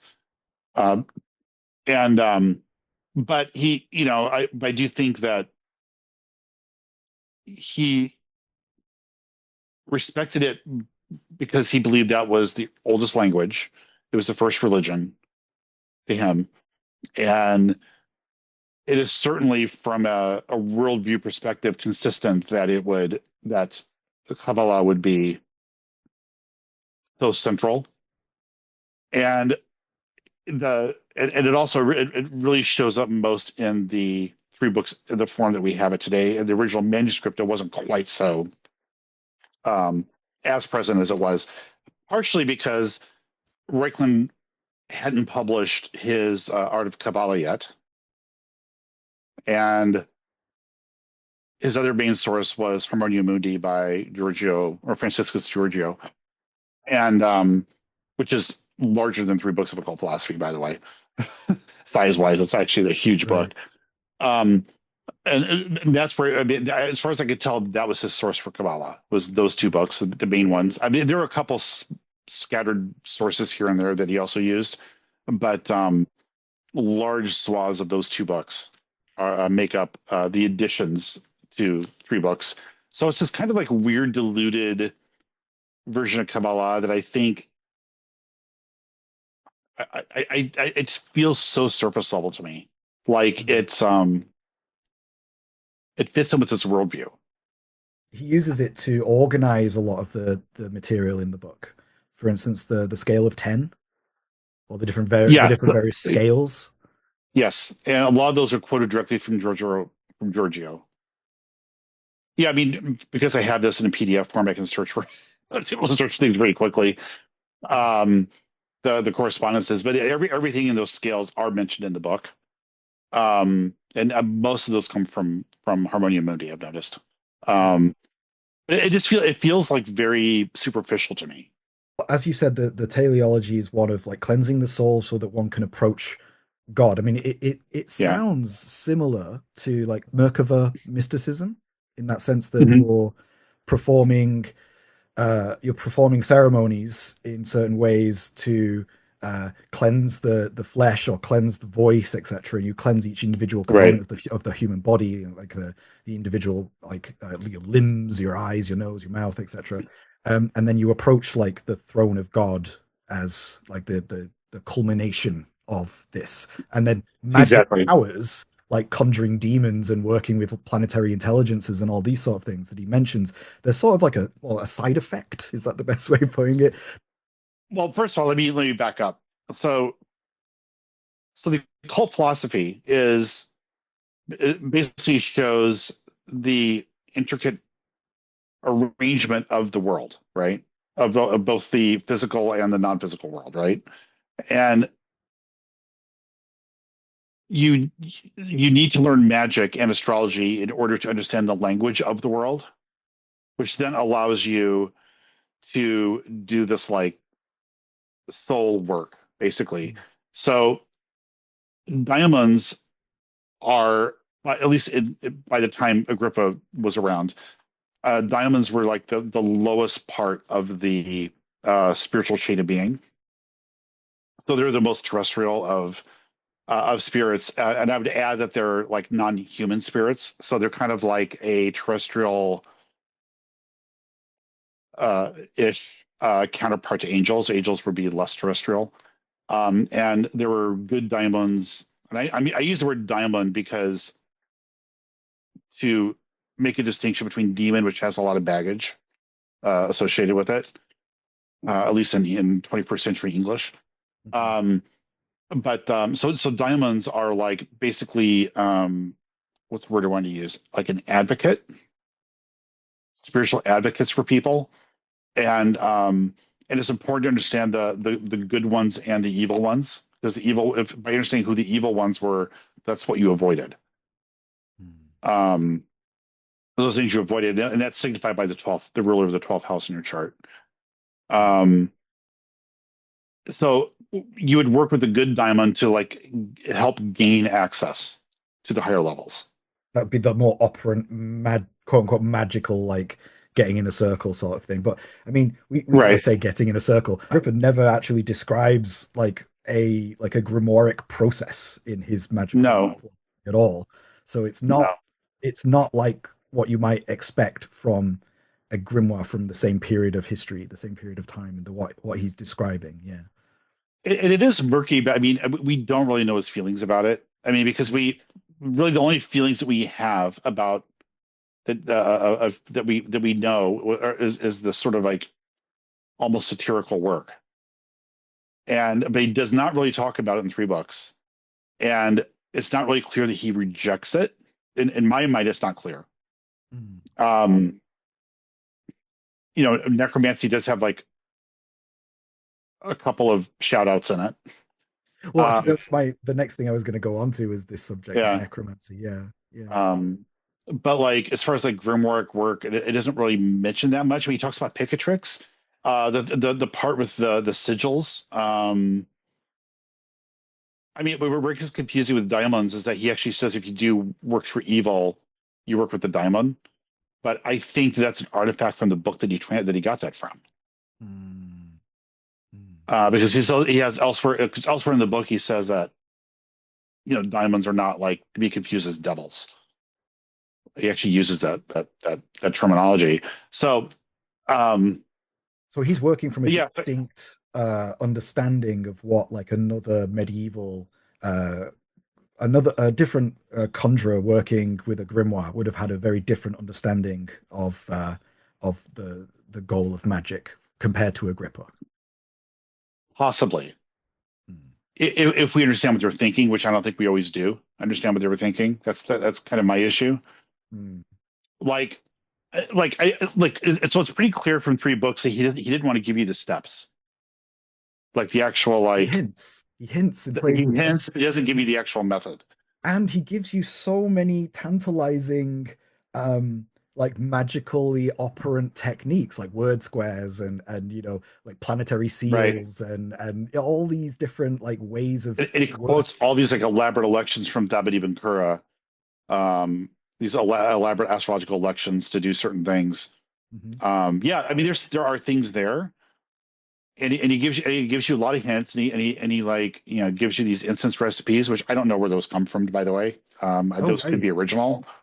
mm, That's one of the bits of the book that I don't know what the source is, so it might just be Agrippa in this case, because they don't match with any other planetary instance recipes that I could find. mm, Um, and Yeah, so he gives you these like the ingredients to do things with, the ingredients to like to do magic, and he tells you why you want to do magic, but he doesn't tell you how to magic quite so much. Like not in right. great detail. Yeah. And he does make a few comments like if you want to learn more, just look on books by astrologers or magicians, whatever the case may be. Mm, Um, okay. but that's not really the focus of the book, and actually that's actually one of the things I like about it Mm, because you know one of the issues with both astrology and magic, I think, is we have a lot of books of method, a lot of recipe books, but there aren't a lot of books that tell you why you should even do it. mm, And and really, I think the two most notable books really are going to be three books on life and three books of occult philosophy. mm, And to me, the point of all these also is not like isn't that you need to agree with Agrippa or agree with Ficino or anybody else. mm, But it does tell you like I think it gives you the tools to ask the right questions mm, and develop the worldview. Um, and to me to me that's arguably more important than the techniques. Although I mean I mean I love these books too, but the thing is that we don't know where the books came from really.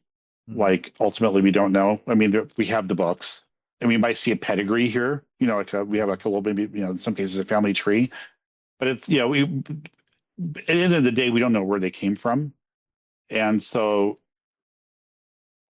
and if they were actually used in mm. some cases we do know they were used, in some cases we don't know they were used.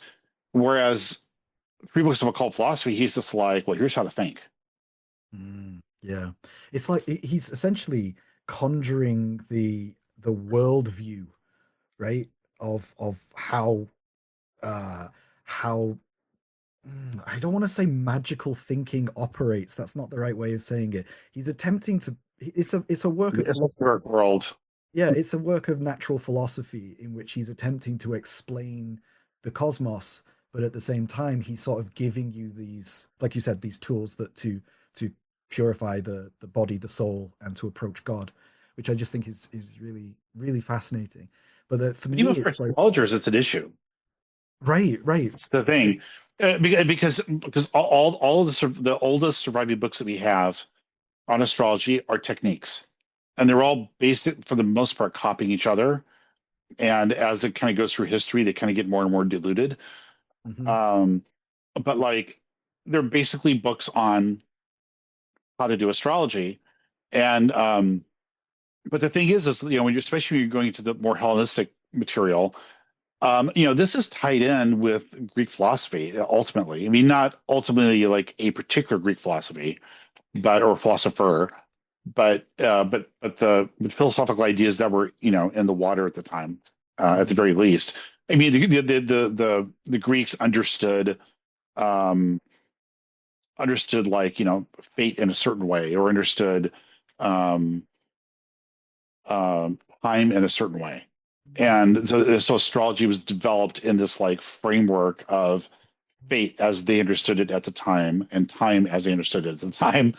This is a really good segue to jump into one of the questions that I have for you, which is about I think the a common understanding of astrology is that it's found at its very foundation, it's built on myth and mythology, Mhm. and I would really like to hear your take on this because you made a comment on Facebook a while back, and I I from all that I understand, I was like, yeah, I completely agree with Eric. He's spot on with this. So could you elaborate further on that point? It's not based on myth. Done. No, anyway, next subject. Um, So why so though? So like a lot of people think that the mythology has this um is at the very core of the mechanics, I should say, the mechanics of mhm. astrology. And from my understanding, like there's very little to nothing that has anything to do with the golden fleece and the myth of that with Aries, All and right. the actual mechanical concept of applied in astrological, like making doing any form of divination or using it in any other like form of regarding natural philosophy. There's essentially zero connective tissue there. Right, and it gets where it gets a little murky. And I actually got into a friendly argument about this recently. Is so First, where it gets murky, I'll start with that. Is that astrology itself? There's like a particular definition to that, and but a lot of people aren't aware that there's a definition to So it. is this where we get to Ptolemy? Well, ish, but yeah, Okay, all right. I mean, so basically, astrology really is built around um, a set of techniques around the um, calculation of the ascendant. So, which was a particular development that happened in the Hellenistic period, probably. I mean, we don't know for sure, but that's the earliest information that we have is during the Hellenistic period. Maybe the Babylonians did that, but we just don't have the evidence of it. And to be clear, that means that when a star or a planet is on the horizon, on the eastern horizon.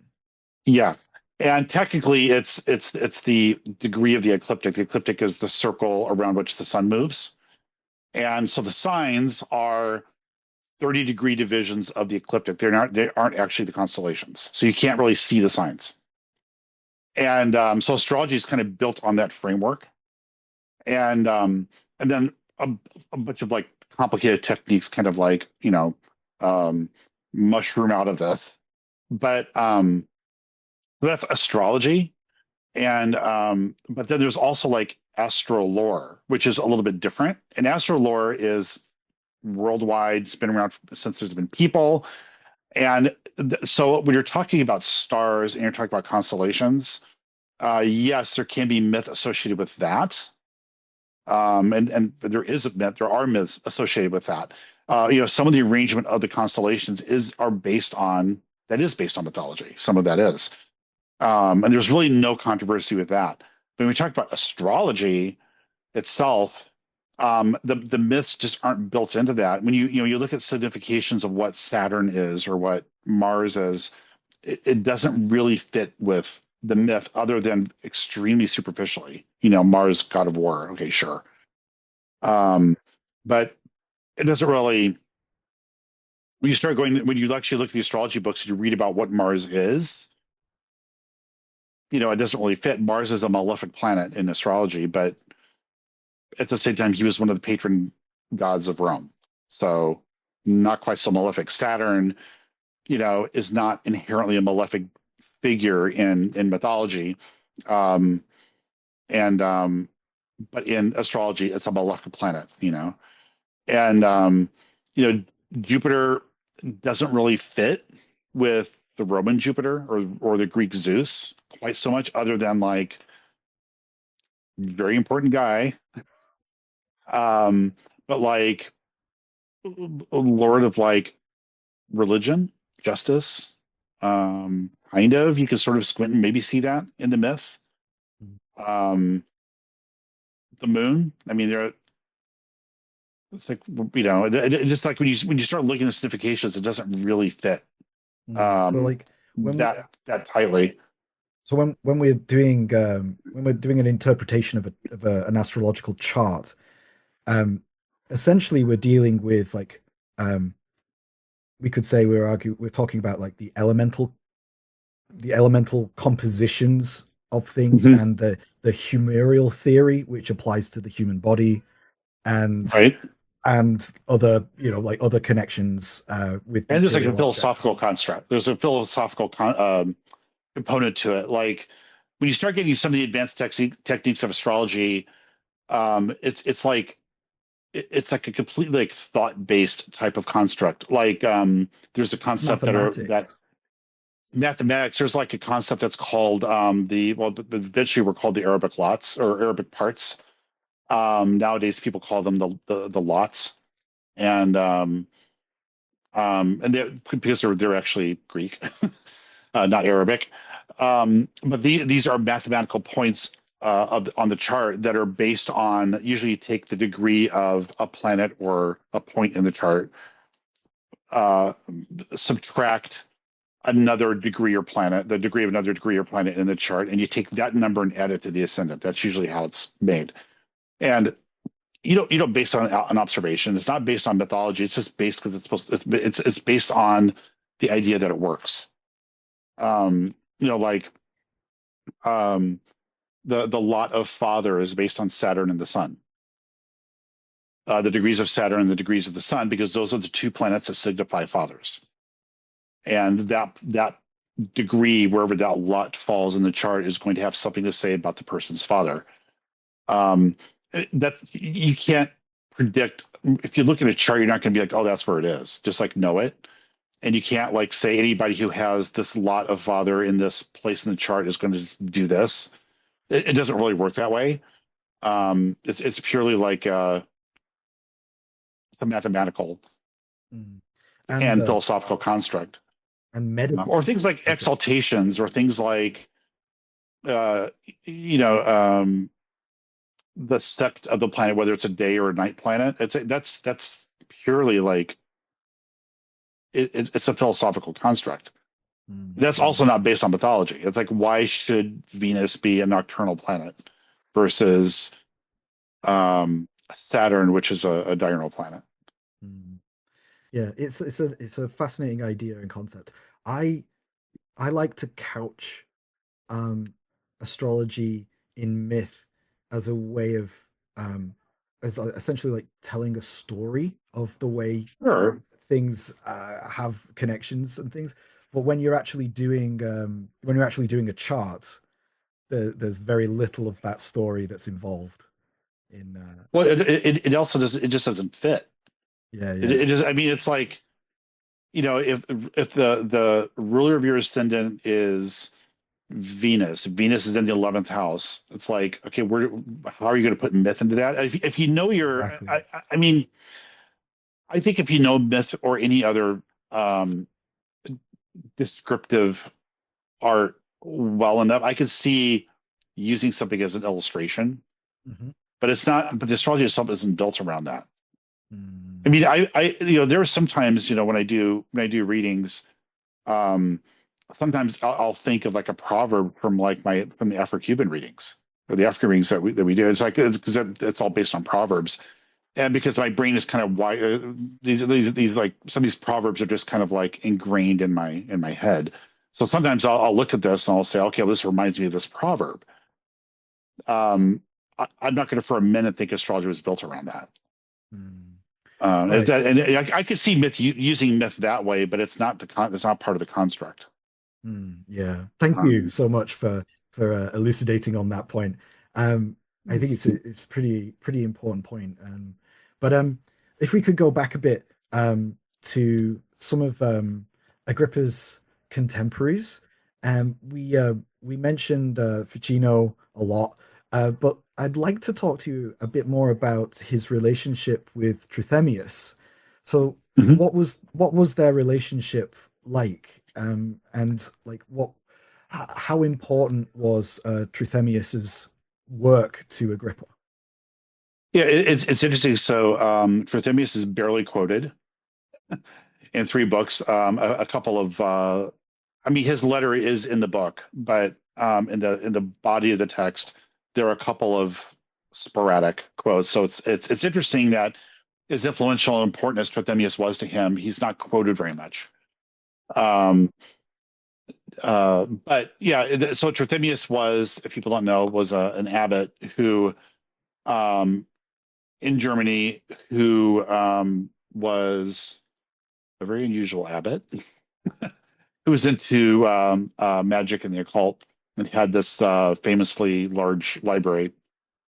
And um, Agrippa, I don't know how the introduction happened. I'm not sure how that happened, but he did end up spending several months at uh, Trithemius's monastery.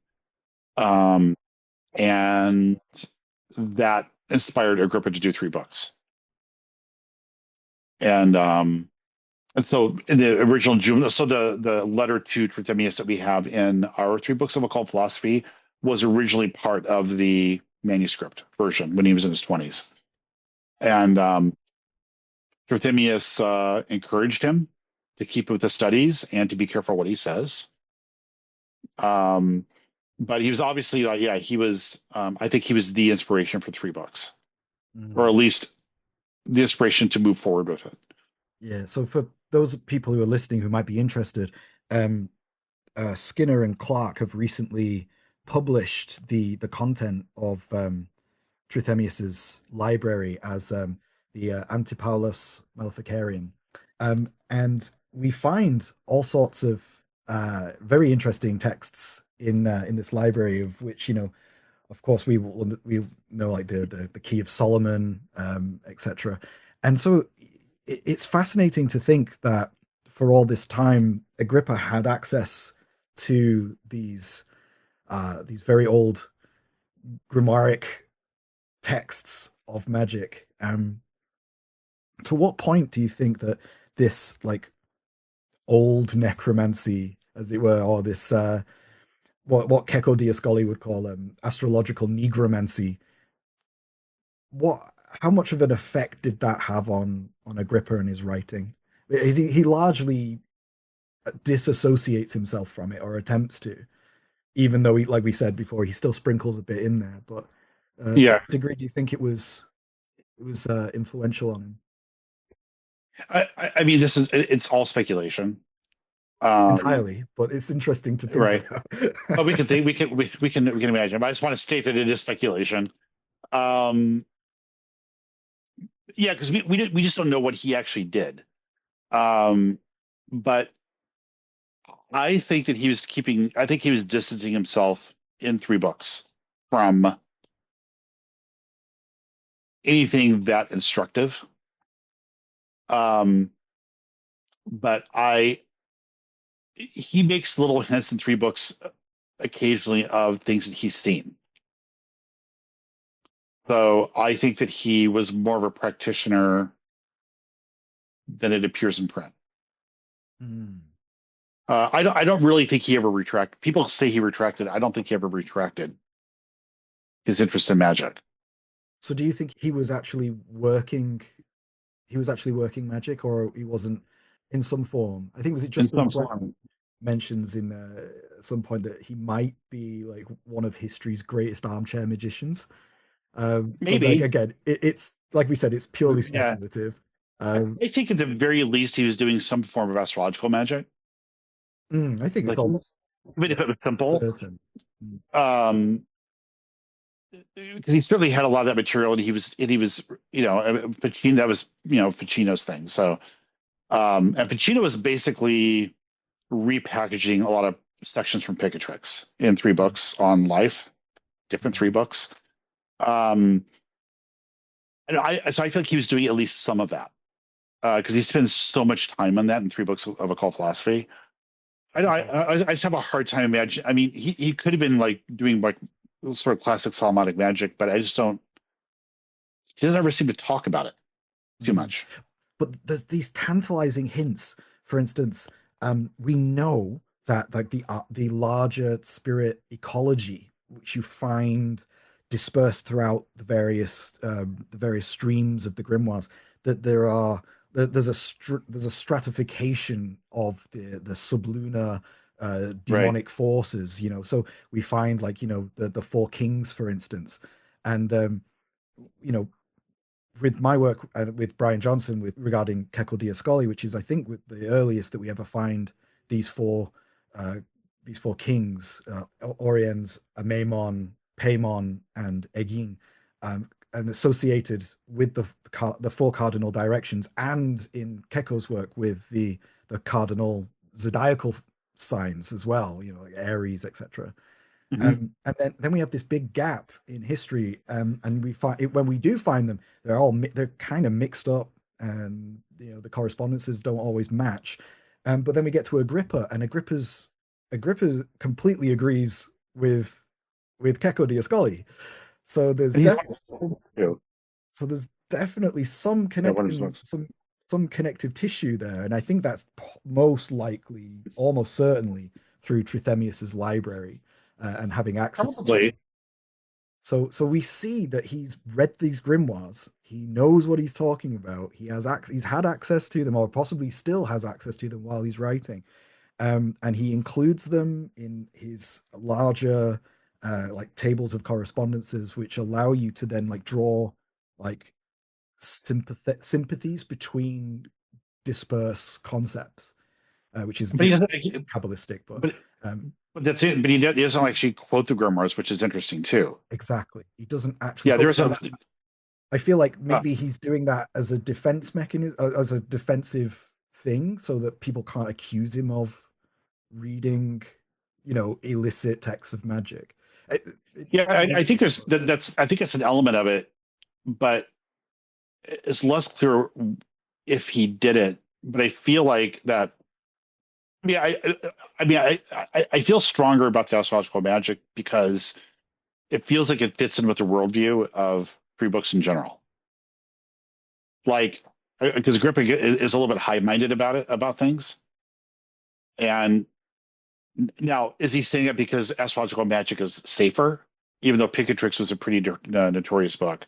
incredibly dark Um, stuff. Yes, some of the instructions in that manual are like yeah, well, illegal, even straight up then, illegal. um, and a friend of mine was saying that some of those would be like great horror movie material. Um, I think, but anyway, the Latin one's a little more sanitized than the Arabic one. Um, but anyway, but it feels like it's more in the DNA of three books, more explicitly in the DNA. But as you're saying, yes, he's definitely passing on material, but it makes it murky if he was actually using it, or if it was just Mm. like saying, "Well, yeah, you're going to read about these in some books, so here are the correspondences, for your information." Um, Yeah, because I don't know. Yeah, I don't know. He feels like he feels like an astrological dude to me, though. Like that feels more implicit to me. There are astrological connections to these demonic forces in the Yeah, earlier grimoires. So, right. like, for instance, in is it Recension C of the Testament of Solomon, translated by Brian Johnson, we find all of these astrological connections between the stars and these demonic forces. Well, they're sublunar, but they're resonant with the stars in specific locations when, like, for instance, they're on the ascendant or what have you.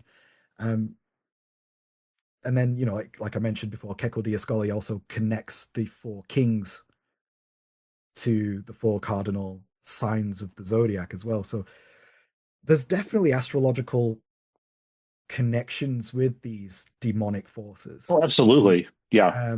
But like you'll be hard pressed to find that being explicitly stated by Agrippa. So like you Right. mentioned, he's even slightly, or he's even like reticent to call them demons specifically, and you prefer, like you said, daemons, because it has that more like classical Greek sort of intermediary sort of Well, helper tutor almost. the word demon Somebody. didn't exist in Latin to begin with, but Ah, well, there like you really, go.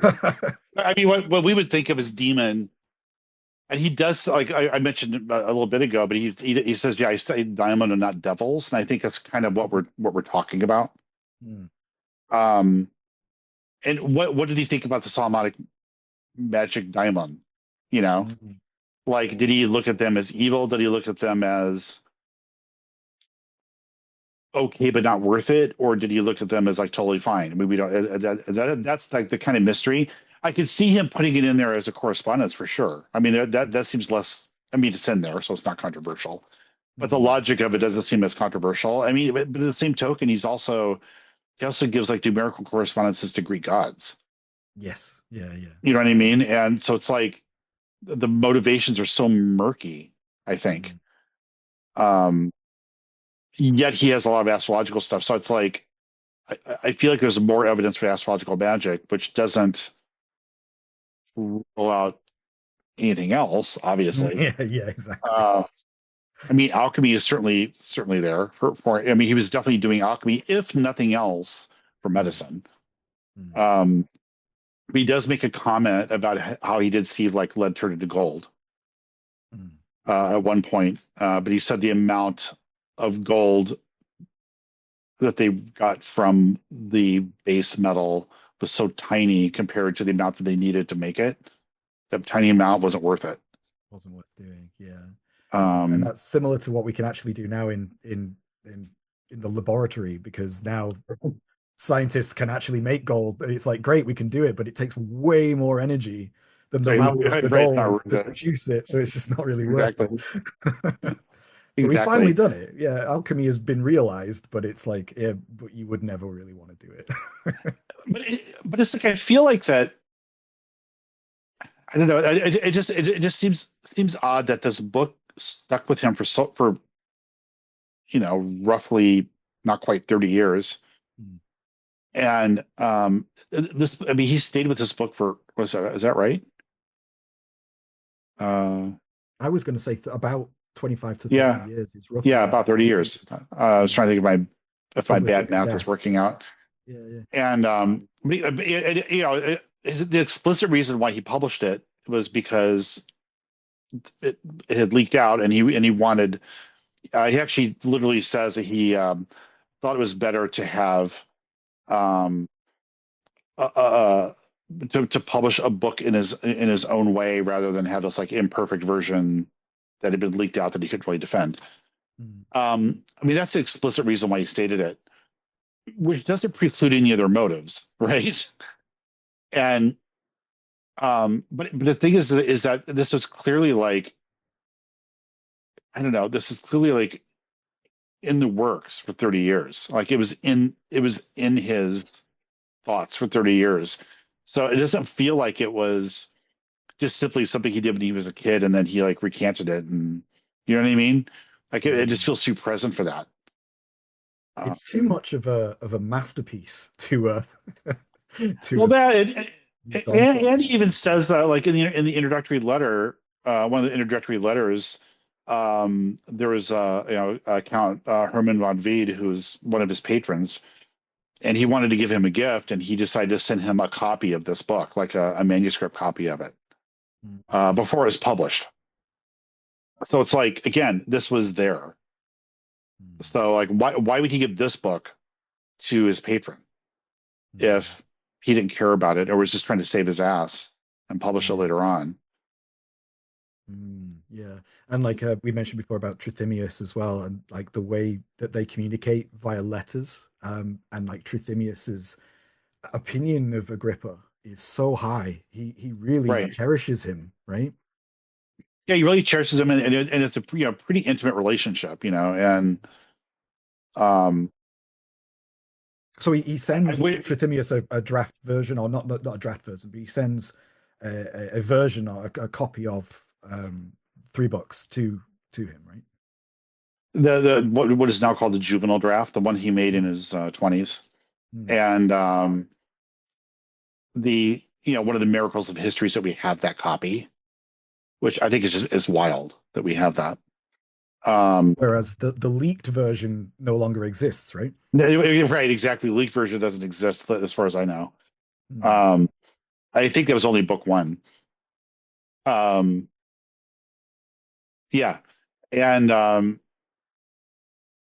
so yeah, I mean, I think obviously this book was important, and also I think when you kind of open up the meaning of the word occult, from just strictly like doing magical ceremonies to like this is the understanding of nature, um, Natural philosophy. Yeah. right? Um, which includes magic and astrology. Um, but I mean, granted, there is a magical bent to the book, right? But really, if you're looking at it as like occult has like a certain connotation today that I don't think it inherently had back then. It definitely would have had it back then, but I don't think it inherently means that.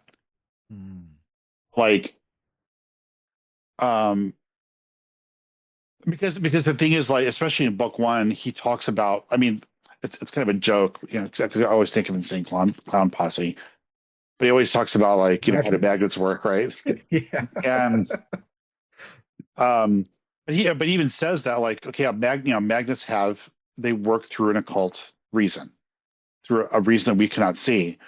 But he says literally, that ignorant people think that it's because of devils, and it's not. It has nothing to do with spirits, but there's a reason that we cannot. It's an occult reason that we can't see, and to me, like one of the modern examples is like aspirin, because aspirin is something that we know that we know what it does. We know what the side effects are. We know how to dose it correctly. We know when we should use it. We know when not to use it, but we don't entirely know how it works. Interesting. Right. And there's a lot of like even in modern medicine, there's a lot of medicine that way where we can predict the outcome of the medicine, so we can use it safely and properly. But But the in mechanism, some cases, yeah, yeah, in some cases even it's like mysterious. scientists don't know why they work. Some cases they Huh. do, but in some cases they don't. And that's an example of like an occult cause. Mm, So it's like it could be as spooky or not spooky as you need it to be. you know? mm. So Uh, it's really it's a form of early science, right? Early modern science in that respect, where in he's this particular case, exploring it is for nature. sure. Yeah, he's Yeah, exploring nature in ways, and he's forming an argument which doesn't depend on that like purely like, oh, it's just angels or it's just demons sort of right. uh perspective of reality. Yeah. Yeah, I Yeah. don't think a book of this title would have ever been produced in any other time period either. Like I'm trying to think like could this have been written like in the early medieval period? I don't think it would have been. Mm. His Um, perfectly timed conflux of concepts and cultures and ideas right. in his day. Yeah. And how lucky we are that he decided to synthesize them all together in the way that he did. Um, Well, that's one of the benefits of the book too, is that you know, uh, because a lot of people they want to study magic. one of the first things they ask is, what books to read. And especially people who are like who want to go beyond reading a grimoire.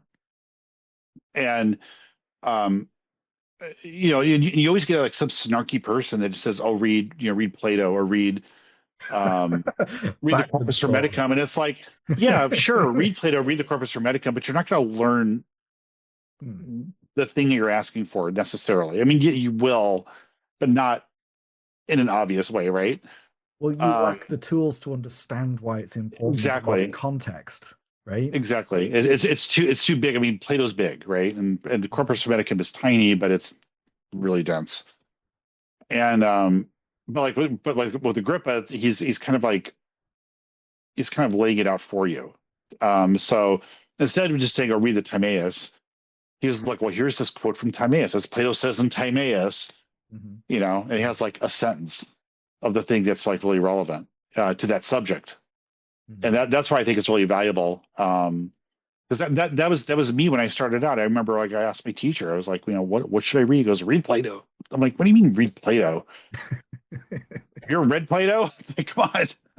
Yep, and then Thomas Aquinas, and Oh yeah, that yeah, exactly. So you go back to those things once you've got your foot in the door, and I once you think, have some like you said, context. yeah, when you have some context, Yeah. and I think that's a perfect way of putting it. That Agrippa gives you the context so you can understand some of the basic principles and concepts, and then you can explore out from that. And your translation is so fantastic because the bibliography is immense. And it will give Yeah. you anyone who's interested a lifetime's worth of reading to go through and then like actually understand what the original authors that he's quoting from were what their perspectives were, and then you can build your own concept and your own understanding as you progress forward. And Well, I the think beauty is that's that's all available. That's the thing. It's all available, mm. and like not all of it's available in English. And you might have to go to Brill sometimes. And you may have to go to Braille. Yeah, that's one of yeah. I think pirating that's a victimless crime. Mhm. But But let's to move on then. I have a couple of questions to finish off with, and I think we've already addressed the first one, which is like how much, um, for instance, like how much do you think the Arabic sources influenced Agrippa? And we've kind of already touched on this quite a lot, but we've also Mhm. mentioned Liana Saif, and prior to this we mentioned Gal Safar's recent work. But like, how important is the influx of Arabic material into Europe in the occult philosophy of Agrippa? It's everything. I mean, honestly, it's and not always explicitly. That's the thing. Like, I mean, Corpus Hermeticum is a good example of that, right? Mm. Um, it's not explicit that it's like an Arabic influence. You know what I mean? But um, but like I can't remember if we talked about it in the actual recorded interview, but the Renaissance sort of predilection of like of trying to purge um, Arabic quote corruptions, which I think we did say in the recording. Yeah, we have. Yeah. Um, yeah. Um, I mean, while that's I don't Agrippa doesn't seem to be too concerned about that so Mm. much because he does directly quote some Arabic authors. Um, so to Agrippa, from an explicit standpoint, I don't think he had as much of an issue as some other people did. Um, but from like as far as the influence that he may not have been aware of, Mm. I mean, it's everything because like really astrology as we know it is um, was reintroduced to the West via Arabic sources, not Greek, not a little bit of Latin, but not very much Latin. It was mostly Arabic, and in fact, there's only one really notable Latin source that I can think of. Um, and then with even like Aristotle is like especially if it isn't even like directly Aristotle, even if it's like uh writers who wrote about Aristotelian philosophy. It was mostly Arabic authors, and that definitely influenced not just Agrippa, but Agrippa's sources like Francisco Giorgio, definitely Ficino. Um, I mean, it's basically everything that's what built the Renaissance, basically. Yeah, I think it needs underscoring because it is Yeah, a massive component which I think a lot of people in Europe or the Western tradition don't fully appreciate that we owe 90 something percent of uh, the materials that we have today to this we we desperately need to these to be the Arabic. translated. Yeah, and there's still so much more. There's still so There's much more. so much more. There's like the few books that I'm aware of that haven't been translated is driving me crazy. Yeah, right. Like, And let like alone what I'm not aware of. the more that we learn about it as well, the more we realize that we're missing, which is incredibly frustrating. But I mean, it makes me hopeful for what we're going to get in the future. Um, But we're getting Picatrix any minute. Fingers crossed. Yes. And we mentioned this last one as well. You mentioned the Hermetic influences as well, and I'd like to ask this as the last question for our interview, really, and it's specifically the Hermetic influences on Agrippa, and for our listeners who have read Liana Saif's work on the Arabic influences of early modern occult philosophy will know a very recent understanding that's becoming more popular among scholars at the moment is that such hermeticism as a thing, as a movement, is largely a phantom. And for Mhm. instance, is it Charles Schmidt? He concludes that hermeticism never becomes a real driving force for any significant cultural movement during the Renaissance. And then Correct. Liana Saif backs that up with Hermes Trismegistus became Hermes Trismegistus became to both Arabic and early modern natural philosophers and occultists in Europe a personification of a magical nostalgia. And I think that Mhm. this phantom has continued significantly into the 19th and the 20th century with the likes of like the Great way of Kabbalah, saying it. right? Yeah, right.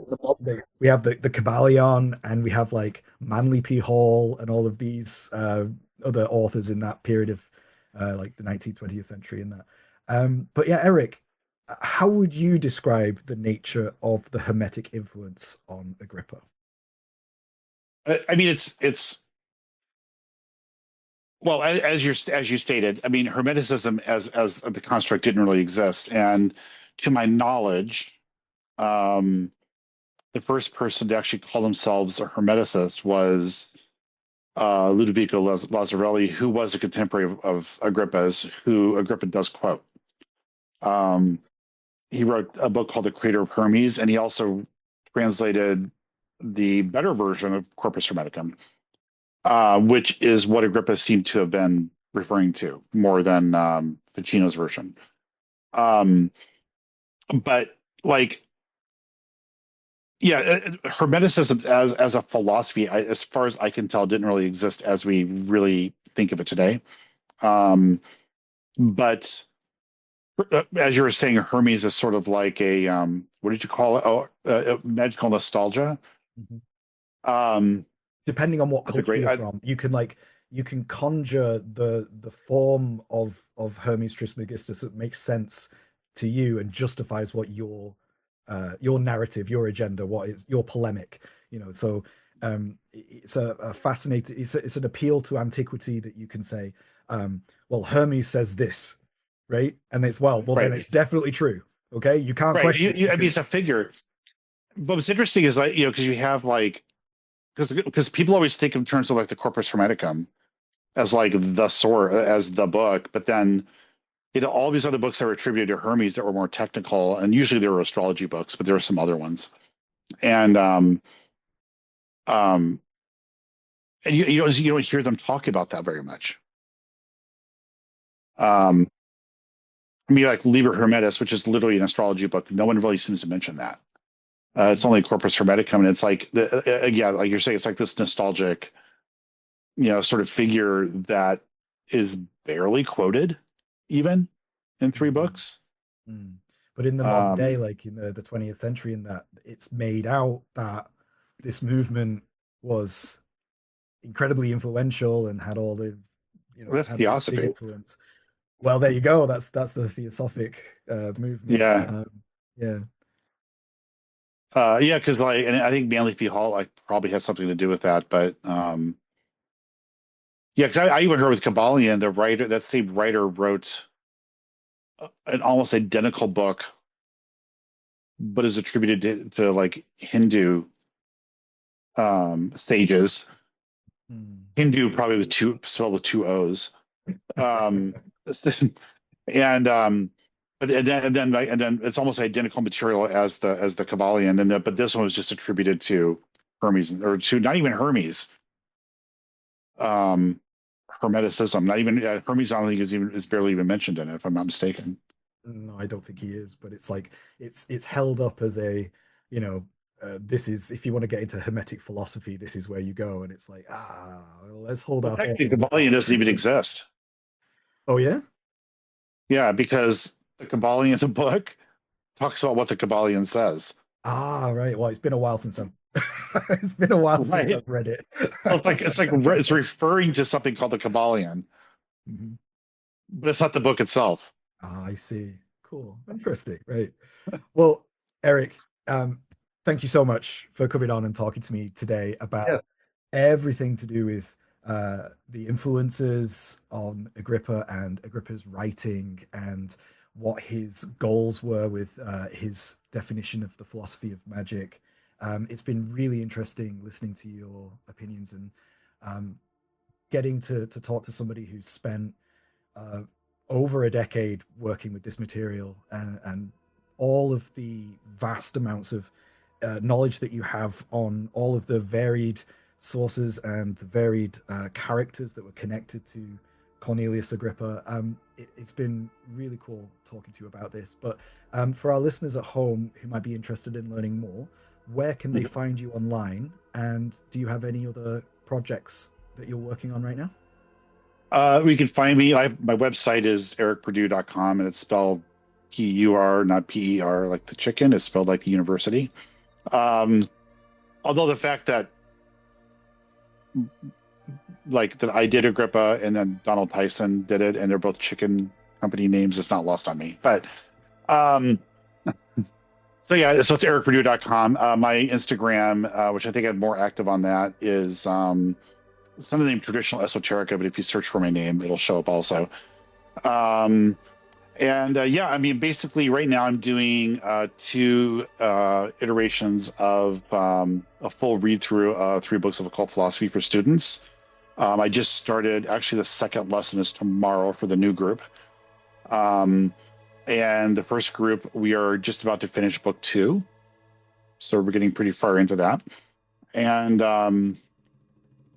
uh, yeah, I'm working on a couple of translations. I'm translating a late Renaissance astrology book that's larger than three books of occult philosophy, about double the size, because I'm a masochist. So that's probably going to take me a while, and hopefully not 10 years this time. Hopefully not 20 years if it's double the size. Oh, 20 years, yeah. Well, I mean, to be fair, some of that 10 years was not directly translating. It was other stuff, other issues, um, but yeah, so I'm doing that. But right, yeah, so I am looking at doing more coursework, or offering more coursework. So in the near future, beginners astrology course geared towards occultists. Well, thank you so much, Eric, for coming on to the show today to talk to me. It's been really good fun. All right. Well, thanks for having me. That was Eric Purdue, author of 3 Books of Occult Philosophy by Heinrich Cornelius Agrippa, available now from Inner Traditions. Eric and I ended up talking for something like 8 hours in total as we were both preparing for and winding down from this amazing interview. Reading Agrippa is such a joy for me, and I have studied the text enough to have a really solid understanding of the concepts and the ideas being presented and that make up the text historically. So getting the opportunity to talk with Eric, who spent, a decade and a half immersed in this text, it was just such a pleasure. Still, I listened back to the interview and I really wish that I'd explored other aspects of the book more, but it really is just such a deep subject. We could have talked about it for days. I was really happy to hear Eric's thoughts on Agrippa's sources, his relationship with his many peers, the importance of Arabic and Greek thought, and the nature and importance of astrology in the dynamic and evolving process of natural philosophy. Learning about Agrippa's place in history was fascinating, and I think, above all, the impression that I want the listener to leave with is the importance of a contextual understanding of the interlocking gears which ultimately produce the synthesis of thought Agrippa so expertly expresses to us in his work. I'm really grateful that Eric took the time to talk to me about all of this, and I really value his insights.